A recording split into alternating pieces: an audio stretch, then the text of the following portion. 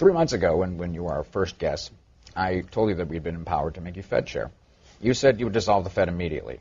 Now that you're sitting here, I've got the official Yahoo magic wand.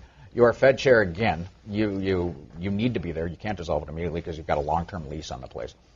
What would you do? What should Bernanke do? I would abolish the Fed and resign. I mean, if the Fed... We've had 3 central banks in America. The first 2 disappeared. This one is too. This one's going to disappear because between Greenspan and Bernanke, they've taken on staggering amounts of debt onto the balance sheet. Junk, a lot of it is junk. And eventually it's just going to disappear because it's going to go bankrupt. They're not doing what's good for the world. Right. First of all, they're taking on this huge debt, which you and I are going to have to pay, and everybody watching Kick this it down show. the street to our kids. Yeah. It's not going to last that long. And second, they print all this money. We will have problems without a central bank.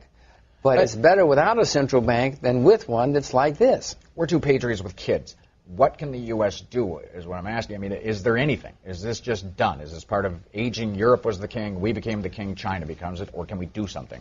Well, we have to, first of all, recognize reality. And the reality is we're the largest debtor nation in the world. Until we at least face that reality and realize we've been printing a lot of money and start to deal with that, it's just going to get worse. Do we need the reality thrust upon us in a most unpleasant way before we address it? You and I are addressing it. No one else does. Throughout history, unfortunately, governments that get themselves into this situation don't do anything until there's a crisis or a semi-crisis. So when the crisis comes, or the semi-crisis, then somebody's going to start doing something about it. But then it's going to be so much worse because the debt will be that much higher, and the absurdity is going to be that much worse. Life is a relative game. We had what many would call a full-on crisis 2 years ago. How would you characterize a semi-crisis or a crisis, economically speaking? The next one's going to be worse. We've had recessions every 4 to 6 years in America since the beginning of time. That means that by the end of 2011 or 2012 or 2013, we're going to have another economic slowdown in America. When that happens, what are they going to do? They've shot all their bullets. You know, America quadrupled its debt last time when you take in things like the Fannie Mae. You know, we took on $6 trillion of Fannie Mae obligations, which they don't even talk about anymore. The idea that we made it disappear. Yeah, we made it disappear, right. But somebody's going to pay it off. And we can't print that much more money again. There's not enough trees in the world to print that much more money. Mine's made out of cotton. So I know. There's not enough cotton. I'm long cotton. There's not enough cotton in the world for them to print that much more money. Long cotton is a good hedge, though.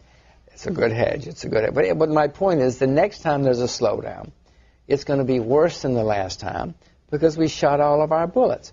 At that point, when the crisis really is coming out of our ears, and even Washington understands, oh my goodness, what are we going to do? Then maybe some action will be taken. But I'm even skeptical of that because the pain that's going to have to be taken is so great that most politicians could not run on a platform of, guys, we're going to have 2 or 3 or 4 years of serious pain. Yeah. They won't say it. It'll be forced on them. It's not a great platform. I know. That's why nobody would do it. That's why nobody's going to run on that platform, and nobody's going to get elected on that platform. So do you think they continue to have to sort of prop this up and continue to inject stimulus? Mr. Bernanke has seemed a little bit out of ideas lately. Mr. Bernanke's been out of ideas since he went to Washington. What's wrong with you? He's just an Ivy League professor. I forgot. We got to the Washington thing. He's just an Ivy League professor. Why do people think that he knows anything? For God's sakes, I went to an Ivy League school. I didn't know anything. And he's never been right. Please, go back. You should have somebody here do a study of how wrong he's been for the past 7 or 8 years. So, yes, he says everything is okay. But he also says he's going to stop QE2. I take him at his word because he said it so many times. But what's going to happen is when things start getting tough again, later in the year or next year when they slow down again, they're going to come back with more of the same because that's all they know. It's the wrong thing to do. It's the wrong thing to do.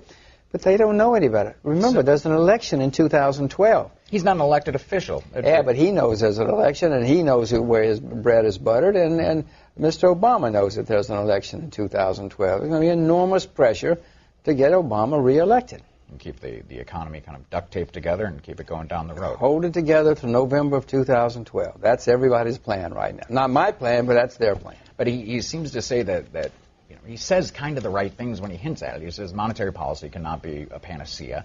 He suggests that QE3 is not on the horizon. How is this going to take form? And specifically, how is it going to impact your bond short? Please go back and look. Mr. Obama, 2 years, 3 years ago, was talking about how they were going to unwind everything. Yeah. And then all of a sudden he was talking about, well, we got to do it again. We're going to do it again.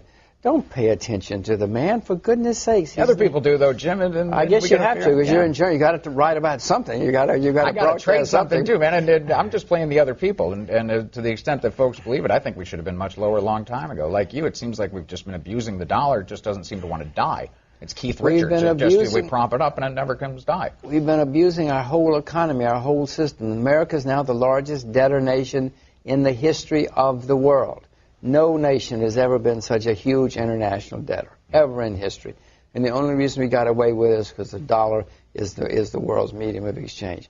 It's coming to an end. I don't like saying this. I'm an American. I pay taxes here. I vote here.